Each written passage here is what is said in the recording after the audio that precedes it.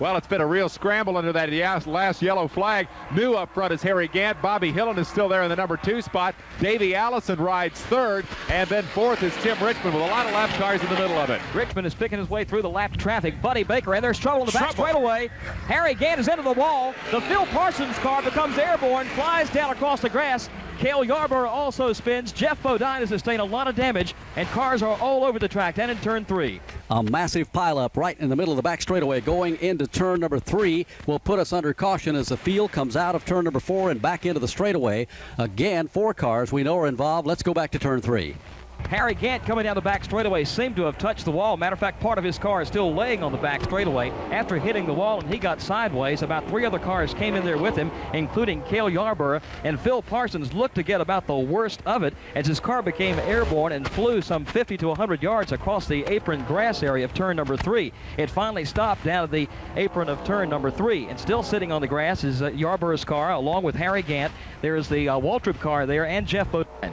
Harry Gant is moving around in his car as has come to rest on the apron of the track. And again, Phil Parsons, Harry Gant got together to trigger the accident over there. Cale Yarborough is also involved in it along with Jeff Bodine. Go ahead. Marty, we caught up in the garage area. Just climbed out of the course forward, and Bill, looked like you were having a good run early on, but then you had your troubles. I never ran good from the start. What put you out? I don't know. It just started messing, and it just finally quit. Looked like the car was handling pretty well out there for you. Well, the car was running pretty decent, but still, I was just kind of hanging on like everybody else. Well, that's Bill Elliott. He's out of it here at Talladega.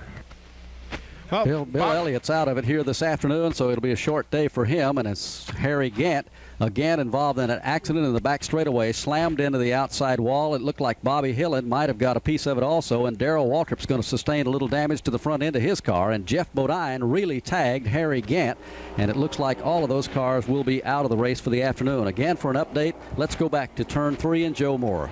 Well, Barney, once again, they came down the back straightaway. Phil Parsons was trying to race along with the leaders as they came about midway down the back straightaway. Looks like he got a little bit into Harry Gant, possibly. Gant tagged the wall. It knocked him sideways, and then he tagged Parsons. Both cars went around. Here was Cale Yarborough in the thick of things. Also, the Darrell Waltrip Budweiser Chevrolet was there, and as they got to turn 3, there were cars all over the track and all over the apron of the track as well. All the drivers are out of the cars now, and the cleanup crews and the tow trucks are down there getting ready to pull the cars back over into the garage area. Well, let's hope that nobody is injured in that crash over there. Lap 161 here at Talladega. Well, we have Gary Nelson first, Eli, the crew chief for Jeff Bodine. And Gary, your car pretty heavily damaged. What happened over there? Well, it was kind of a deal where we were doing everything right all day. We stayed in front, looked like we were getting ready for a good finish. Right after we made our pit stop, the caution came out, and the guys who hadn't pitted yet were up in the front, and I don't think they were used to running that kind of speed because they all got together, and Jeff was just trying to work his way through the traffic and he was a victim of somebody else's accident. Well, that's Gary Nelson, the crew chief. Cale Yarborough is out of his Hardee's car. He has walked by us now. The Waddell Wilson pushes the Hardee's forward. It doesn't look to be too heavily damaged. The heaviest damaged car to be brought in the garage area is that of Harry Gant. Both the front end and rear end have been shortened by about 3 or 4 feet. The compartment where Gant sits is totally intact. We'll try to get a comment from Cale Yarborough or Harry Gant in just a moment. And Darrell Waltrip's car has gone to the garage area also. Barney, you got to say once again that it's amazing that Phil Parsons' car is still running. That car came off the ground here on the back straightaway entering turn 3. Must have flown about 6 feet in the air, 75 yards before it finally came back down, landed on all 4, and he continued on his way. I've never seen a flying race car, but I did today.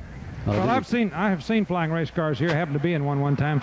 But Phil Parsons did get some damage. He got some damage on the right side and to the steering. They have restrung the car, which means that they ran a string from the front to the rear and tried to set the toe in on it. So we'll have to see how much camber and caster it knocked out of the front. Marty, we've got Cale Yarborough walking along with us. And Cale, first of all, are you okay? Yeah, I'm fine. It's just a pity something like this has to happen. I didn't see what started it, but something that happens like that down the middle of a straightaway, I'll guarantee you somebody made a mistake. I know a lot of cars involved over there. Your car didn't look to be too heavily damaged. It looked like you almost got through it. Well, I almost got through it. Bodine finally came down in front of me, and the car didn't get damaged that bad. It just tore up all my coolers and all, and we just can't run anymore. But, it's a shame to run all day like this, and I'll guarantee you somebody made a mistake somewhere. When that happens down the straightaway, somebody had to do something wrong to take out that many